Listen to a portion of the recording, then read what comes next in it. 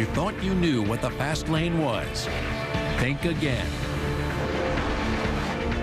Imagine a superhighway designed for speed, thousands of miles of roadway unhindered by limits of any kind, where drivers can go as fast as their Porsches will carry them. Now, the Autobahn on Modern Marvels.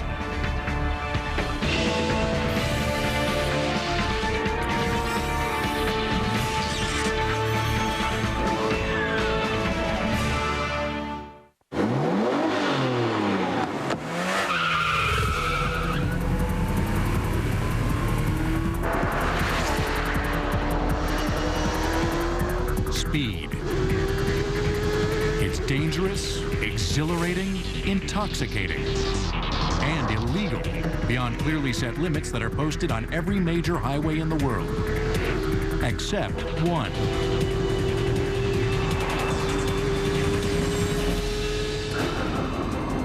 It's midnight at a gas station just off the German Autobahn in southern Bavaria. We are about to live out every armchair speedster's fantasy, to push the needle on the speedometer as far as it will go. In this car, the needle's going to go pretty far. This car you see here was a car from Great Britain, and the customer brings it to us as a stock 996 turbo with 420 horsepower, and we converted this car to 520 horsepower. Hans Lieb is a test driver for Roof Automotive, a boutique car company that converts high-end Porsches into the fastest street-legal cars in the world.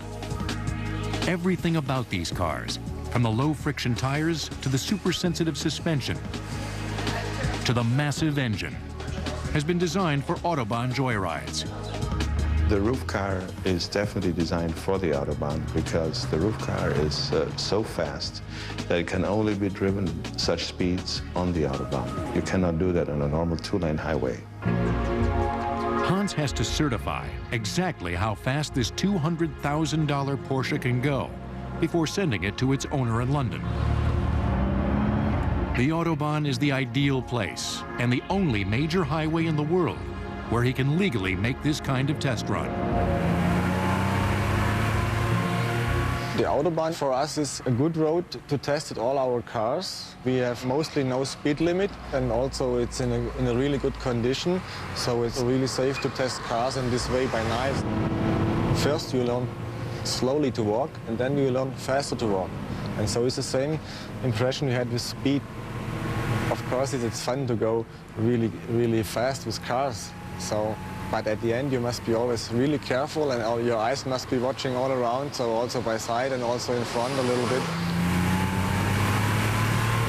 At this speed, even the super smooth surface of the Autobahn, specially maintained to accommodate really fast drivers, feels rough and pitted.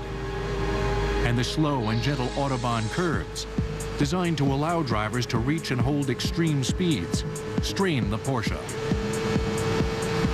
The hardest part at that speed is if you see cars in front of you and you are not really sure how they react. Sometimes they are sleeping and they're turning to the middle line. So you must be really sure that the line is clear and that is not a car who can make something wrong in front of you.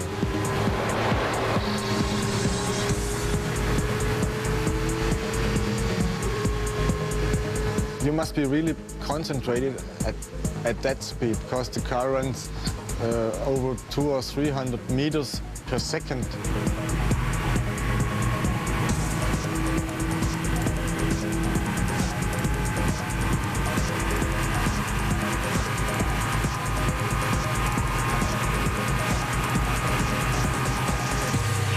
This 520 horsepower Porsche tops out at 7,200 RPMs and 212 miles per hour. That's with a camera crew of 2 squeezed into the side and rear bucket seats.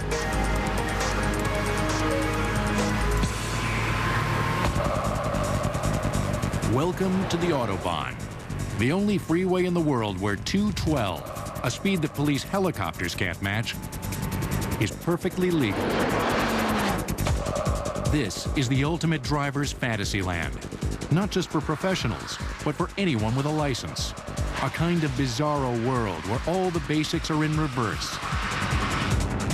It's actually illegal to drive too slow. But there are no limits at all for thousands of miles of Autobahn on how fast you can go. Hard as it is to get used to, it's actually okay to pass a cop here at speeds that would land you in prison in the U.S. There is that initial hesitation the first time you see the Autobahn police. And I remember talking to my friends and saying, you know, well, we can't get a ticket, can we? And then just simply passing, and, you know, them at, you know, like 110 miles an hour, they never gave us a second look because we weren't doing anything illegal. The Autobahn turns the basic premise that speed kills on its head. Weird and counterintuitive as it seems, driving without limits, at least as it's practiced in Germany, is as safe and possibly safer than the more conservative approach favored by the rest of the world. I think generally the average American looks at the Autobahn as, you know, Germany's way of population control. And ultimately, if you look at it statistically, it's very safe to drive on the Autobahn, and especially the last 10, 15 years, it's scored consistently a lower death rate than our American interstate. But how is this possible? One can't help but think on the face of it that a freeway on which people can go 212 would be incredibly dangerous. Not so. In exchange for the right to fly, Autobahn drivers have to sacrifice other freedoms. The Germans permit much higher speeds, but force much more rigid controls in how you behave on the highways in terms of lane discipline. Here, you can meander all over all the lanes wherever you want to go, provided you drive within the posted limits. They have a law that they call, it's Rechtsfahren, drive right. You can only drive in the right-hand lane and pass in the left. And that's the law. If you pass on the right, you can be pulled over and given a ticket.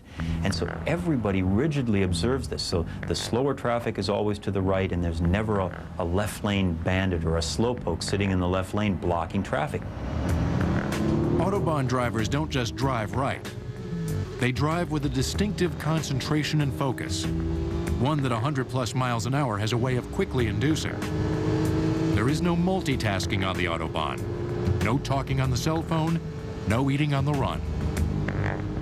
German companies never understood why we needed cup holders, because driving is an activity in itself. One takes pride and has to put full concentration in driving. It's not something you do while slurping on a 7-Up, as we Americans do. I mean, that whole idea of the cup holder, in a way, illustrates the difference between the way the automobile in the United States is wrapped into the very fabric of everyday life, eating and drinking, whereas it's an important part of German life, but it is pursued almost for its own sake. Another factor that makes the Autobahn safe at any speed is the road itself. The Autobahn is more than twice as thick as the American interstate, 27 inches of asphalt and concrete, which prevents cracking. And maintenance is extraordinary. When a crack does appear, the entire section of road is quickly replaced, which is why maintenance slowdowns are a frequent occurrence. As a rule, the Autobahn is incredibly smooth. You can't have potholes on a road where you can drive 120 or faster. Structural features also make a difference, especially the double-sided crash guardrails that separate opposing lines of traffic and prevent head-on collisions. Most of the American interstate has a weaker single barrier, or none at all. And it's much harder to get a driver's license here. Individual driver's training is mandatory. And the license itself, which you have to be 18 to get, costs between $1,500 and $2,000. A key feature of the Autobahn safety net, of course, is the quality of German cars. Cars designed from the 1930s on, with the Autobahn in mind. Cars that can go incredibly fast, but that are also beautifully maneuverable at extreme speeds. And as this footage shot by the German Highway Patrol illustrates, cars that can save a life at any speed. I would credit the unlimited speed limits of the German Autobahns of not only creating very highly engineered and effective automobiles, but very safe automobiles. The suspensions, the gearboxes, the brakes, the steering, the lights, the structure of these cars became the best in the world in many ways because they were tested in the crucible of high-speed running on the German Autobahn.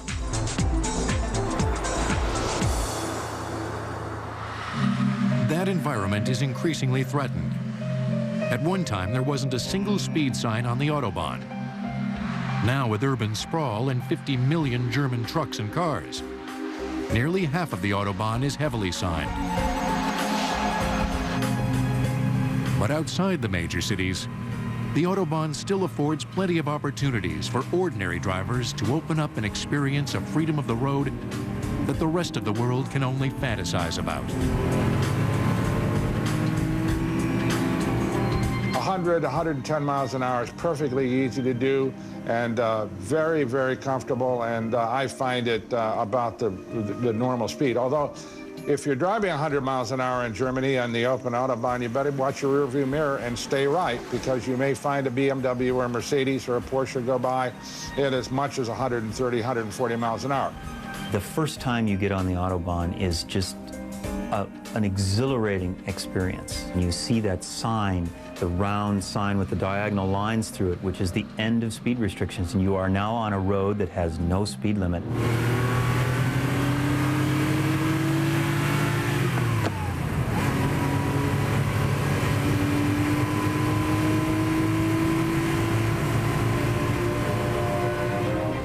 Listening to Beethoven as you drive 110 miles an hour down the Autobahn is just one of the life-affirming experiences that you can have if you're a car buff.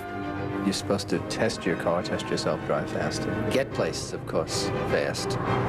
The road is somewhat of an adventure, and I think it was designed to be that from the very beginning. An adventure that had its roots in the deadliest hour of German history. Up next, the origins of what was once officially known as Adolf Hitler's Road. There are 0.72 fatalities per 100 million vehicle miles traveled on the Autobahn, compared to 0.84 on the U.S. interstate. The Autobahn will return on Modern Marvels. The Autobahn is one of the most beautifully groomed highways in the world. It looks like it was built yesterday.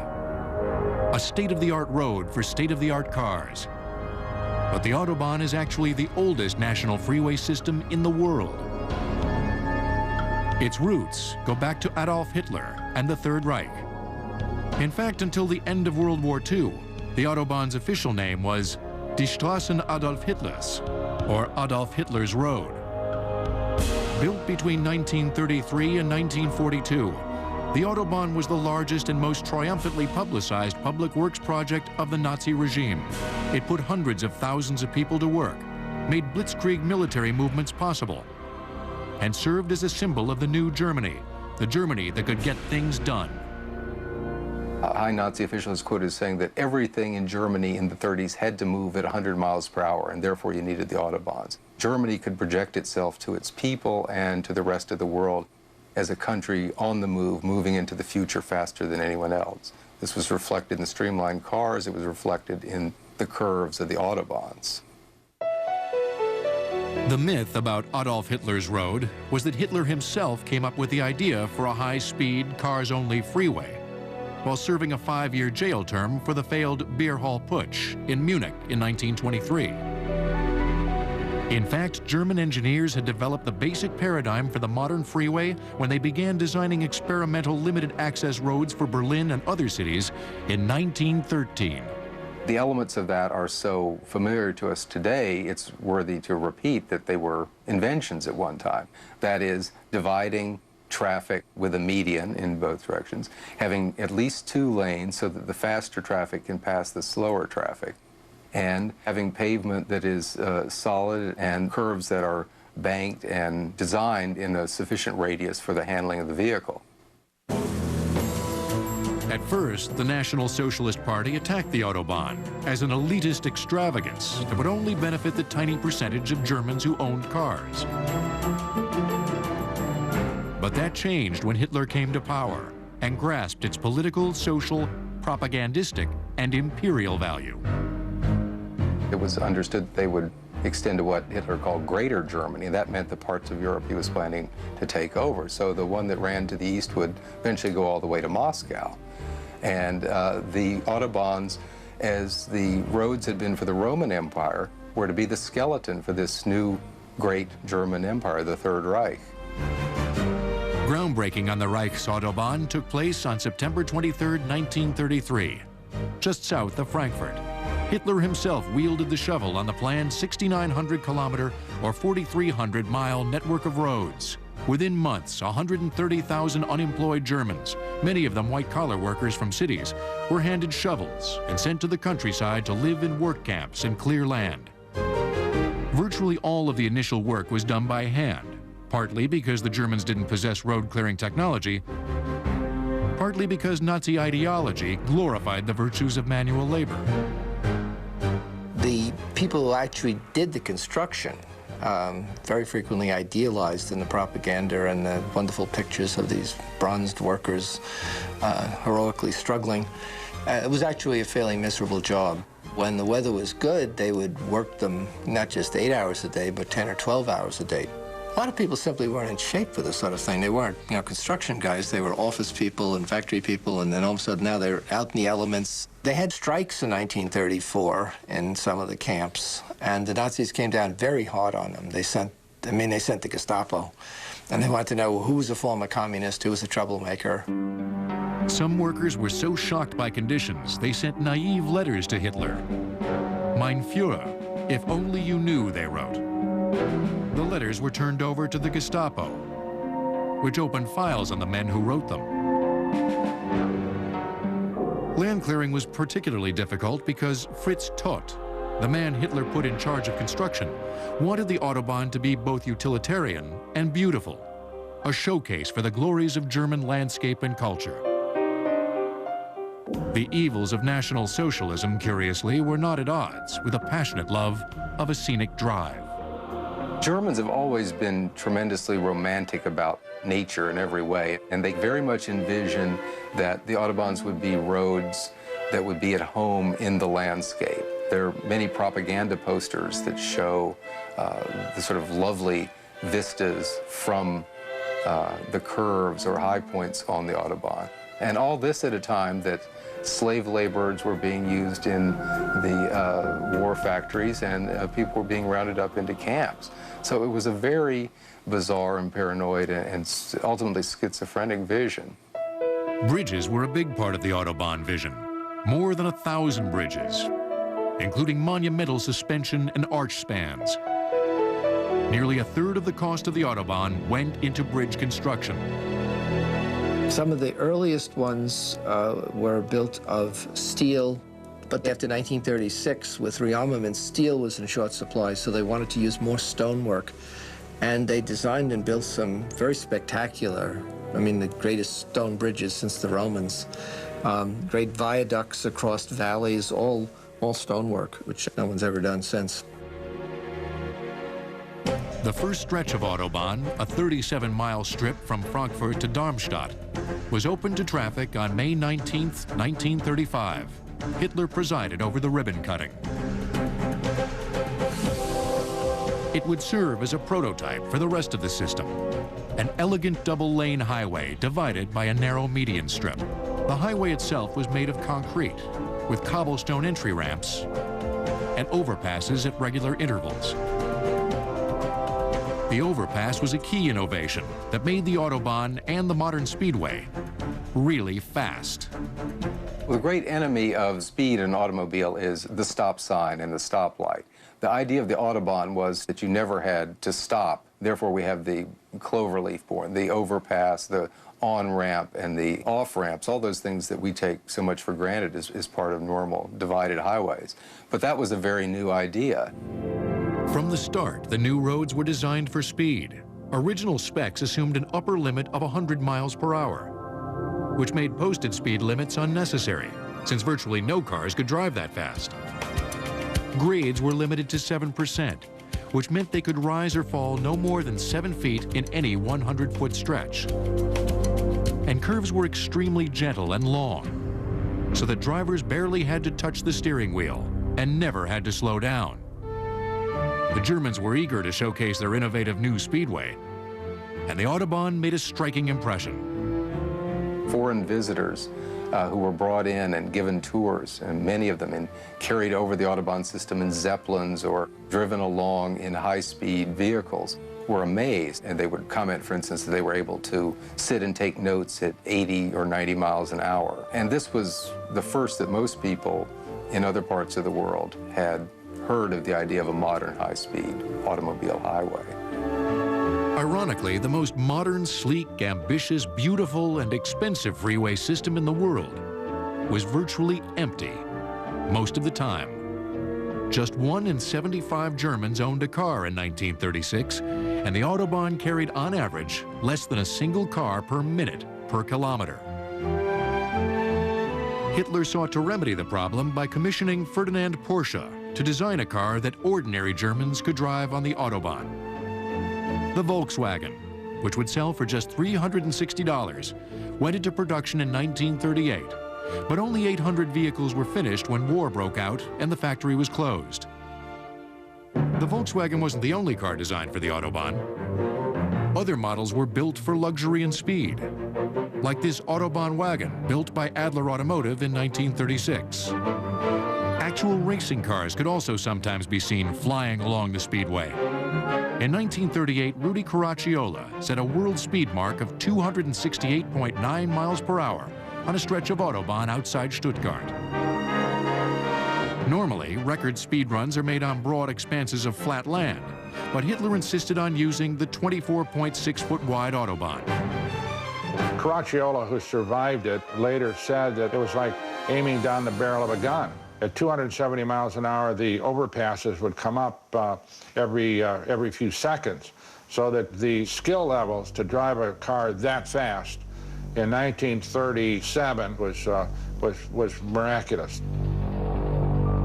Later that day, Bernd Rosemeyer, Germany's most celebrated racer, attempted to top Caracciola with disastrous results. He was hit by a crosswind at an estimated 270 miles an hour, and the car was blown off the Autobahn, tumbled 400 or 500 yards, shredded itself into 1,000 pieces, and Rosemeyer was killed. That ended any record attempts on the Autobahn. The race to complete the Autobahn, however, continued at a grueling pace. By May 1939, 3,000 kilometers of Autobahn were ready for traffic. Ideology had now given way to technology, and most Autobahn work was done with machines. They could design the machinery because all the roads were exactly the same size. So they built a very efficient construction train of various machines all going along, clearing the land and putting stuff down, then laying the different stages of the pavement, and it was all very efficiently done. Construction tailed off abruptly as Germany geared up for war, and only a few hundred miles were added by 1942, when work on the Autobahn came to a standstill. As a military speedway, the Autobahn proved to be of little value, although propaganda pictures suggested otherwise. The rails were actually more efficient for moving equipment and troops, since they extended farther beyond German borders. As the war turned desperate, however, the Autobahn did play an unexpected role. Oddly enough, they were used as airports.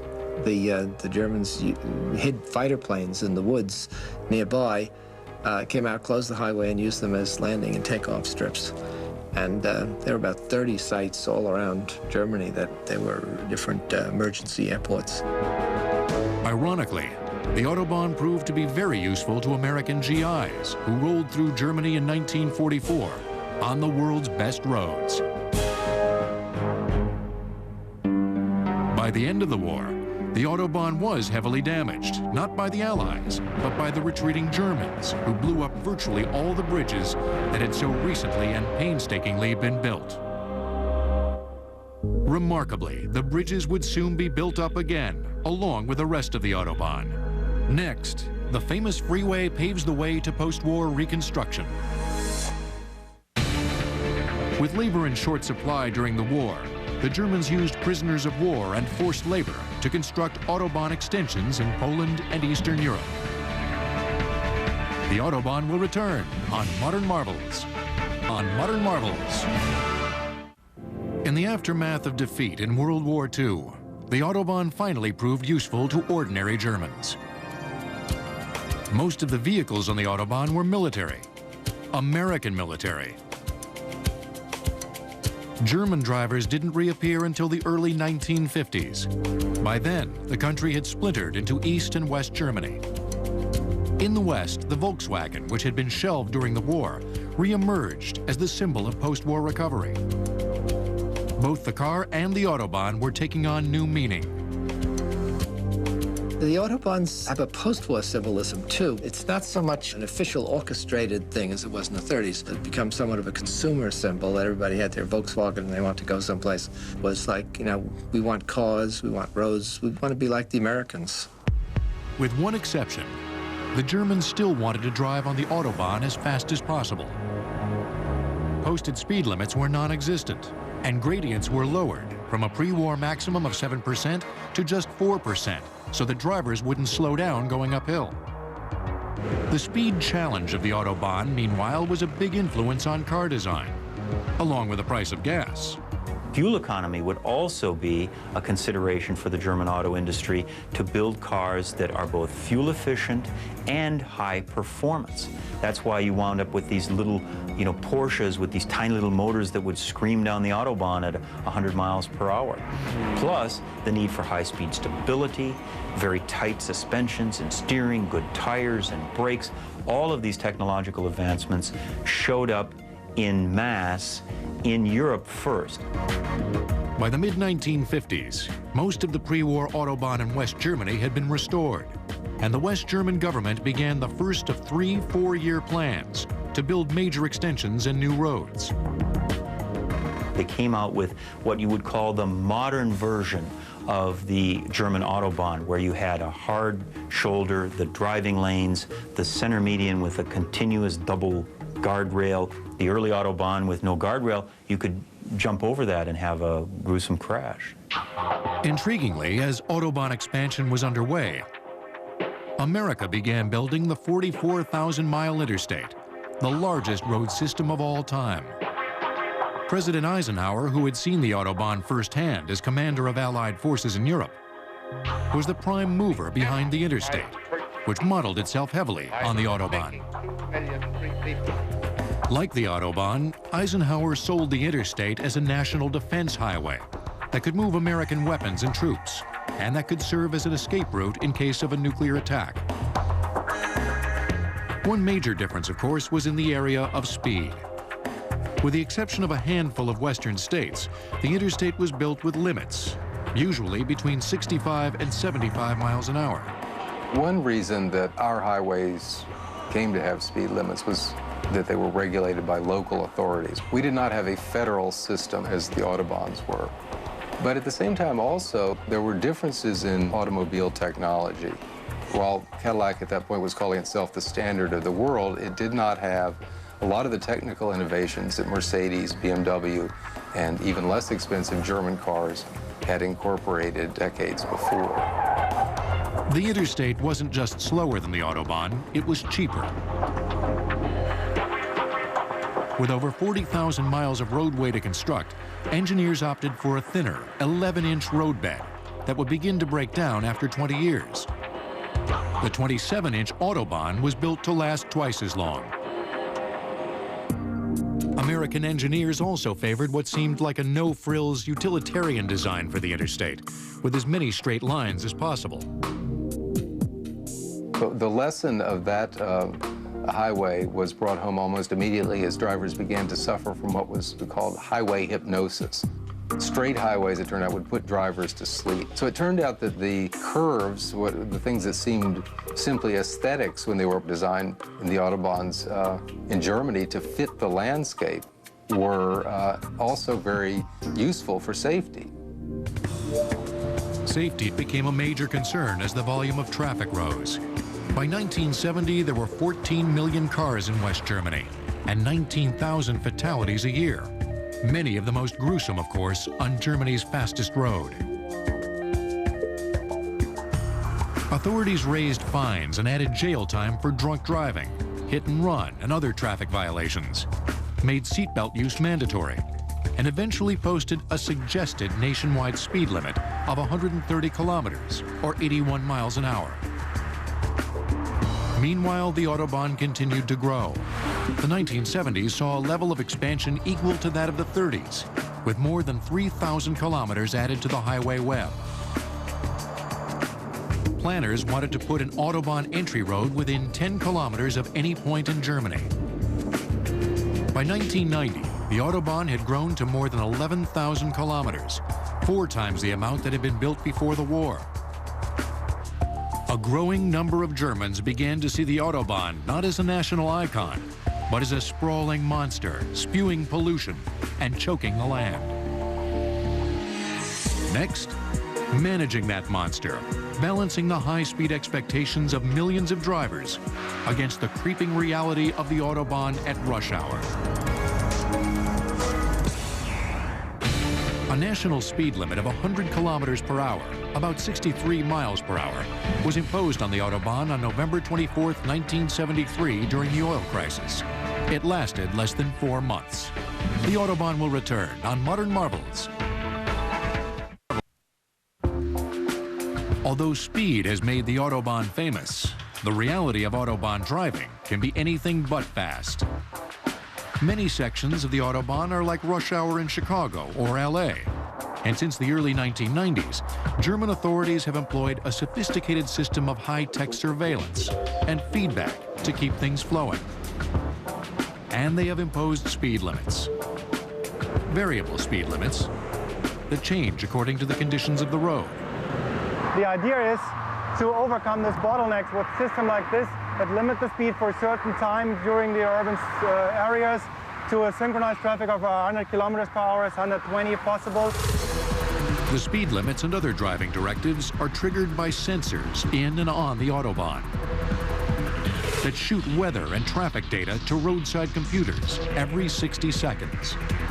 When, for example, the sensors determine that over 15% of Autobahn traffic is trucks and that speeds have slowed to 80 kilometers an hour, a no passing symbol for trucks is flashed on the overhead signs. Speed limits are introduced gradually, 5 miles in advance of an actual slowdown, so that cars don't fly headlong into a massive jam. It's an effective system. We had a reduction of accidents in the first 3 years of roughly 30%. There's no better view of just how slow the world's fastest freeway system can get than here, the Traffic Control Center for Southern Bavaria. Over 220 cameras monitor traffic on the Autobahn around Munich, especially in tunnels and over bridges. On the screen and on the video, we have mostly very dense traffic, so the high-speed drivers have no chance to drive as high they like to do. The best way to ease Autobahn congestion is to free up the emergency or breakdown lane for trucks. Before that can happen, operators have to make sure there aren't any stalled cars on the shoulder of the road. Remote control cameras that can film 500 yards or 2.5 football fields away swivel and scan. Adding an extra lane speeds up traffic by 70 to 80%. Cameras, it turns out, are everywhere on the Autobahn. Not all of them so benign. The German Highway Patrol, or Polizei, use them in undercover vehicles, including motorcycles, which also have a VCR player that brings disputes about violations to a quick end. There is no disagreement. The violation is on video and can be used as evidence in court. If there is a speed limit, the Polizei go after speeders, but most of their attention goes to tailgaters, the #1 cause of accidents on the Autobahn.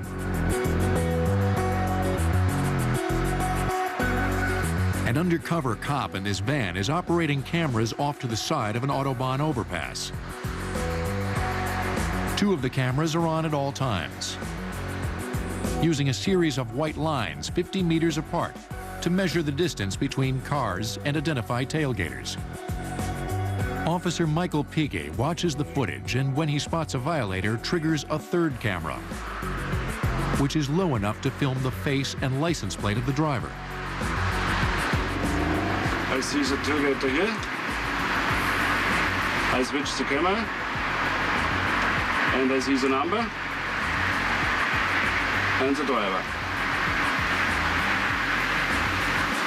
That's all. Fines vary according to the wealth of the driver. Horst Hablowitz, chief of the Holzkirchen Polizei south of Munich, last year ticketed one very wealthy tailgater for $20,000. Tailgating is hardly the only thing that can bring trouble on the Autobahn. Hostile gestures, like these from a 1950s driver's training film, aren't just frowned upon, they're against the law. Well, there is this, we say, you're crazy, you have a bird in your head. Or the horses with the blinders on, or, of course, you know this one here, the middle finger. Or you're driving like an ass. The crime in Germany is called insult. And insult is prosecuted at the request of the victim or insulted person. And since we are in the crime category, the punishment is normally 800 Deutschmarks and up. Which is about $500. The Autobahn inevitably has lots of accidents, just like every other major freeway in the world. Not surprisingly, here the worst accidents tend to be speed-related.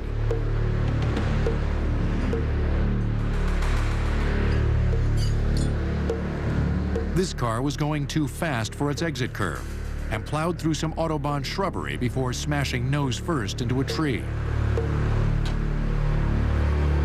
Some of the most horrific crashes are caused by the ultimate Autobahn nightmare: Geisterfahrer, ghost drivers, which are sometimes a kind of German equivalent to freeway shootings. In Deutschland versteht man unter einem Geisterfahrer Ghost driver means a driver who drives the wrong way on the Autobahn, either into an on-ramp or at the beginning of a highway.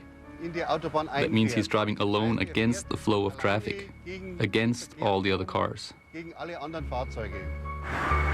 The great majority of such terrifying misadventures are accidental, but a small number of sociopaths use the Autobahn as their chosen path of destruction. Ich erinnere mich jetzt speziell an einen Fall vor fast 5 Wochen. I especially remember one case about 5 weeks ago. The police officers tried everything to get the attention of the ghost driver, but nothing worked. In the meantime, 10 accidents had already occurred in which drivers had swerved out of the way. After about 10 kilometers, the ghost driver collided with a big automobile. The car of the ghost driver flipped over, and the ghost driver died. That was the last recent experience our station had with a ghost driver.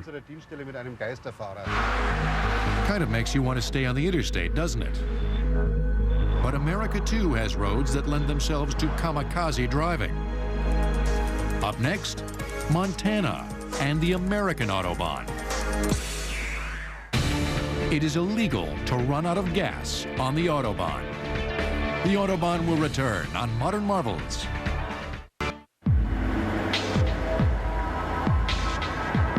Germany isn't the only place in the world where a motorist can be upstaged at any speed.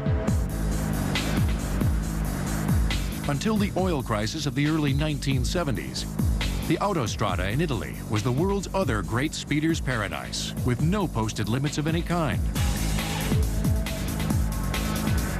Since then, the limit has been 85 miles per hour, although that's scheduled to go up to 150 kilometers, or 94 miles per hour in 2003. I suppose that you could say that the speed limits are loosely enforced, although you will find lane discipline every bit as good in Italy on the autostradas as you, in my opinion, as you will be in Germany. Until a few years ago, an American Autobahn of sorts also gave Germany a run for the races. From the 1950s to 1975, when the national 55-mile-per-hour law was imposed, the state of Montana was another speeding sanctuary. Drivers could go as fast as they pleased, so long as their speed was reasonable and prudent for road conditions. Montana returned to a free-for-all approach in 1995. After 3 years and a lot of really crazy driving, the state reversed itself again and fixed the speed limit at 75 miles per hour.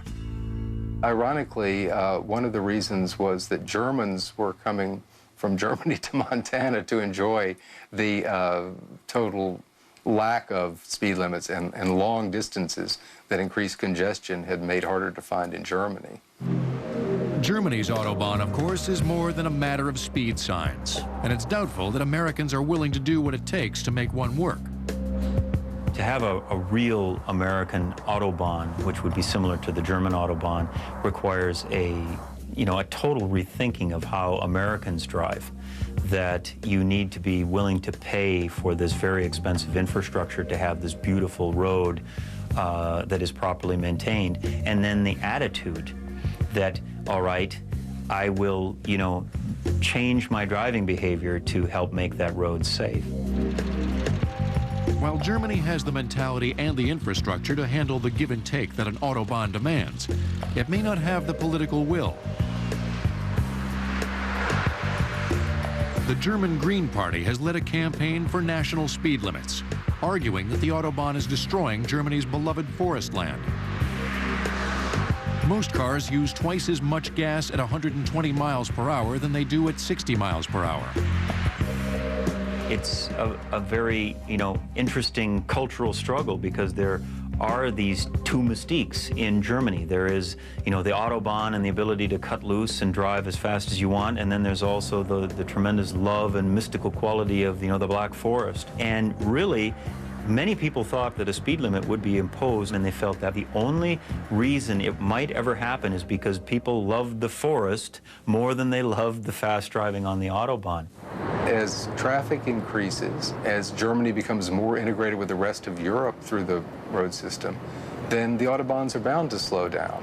And this grand vision of the past will become something like a nostalgic ideal. We're likely to see the Autobahns become in many ways much more like the interstates. So that guy in his S-Class Mercedes beaming down on the guy in front of him may have no choice.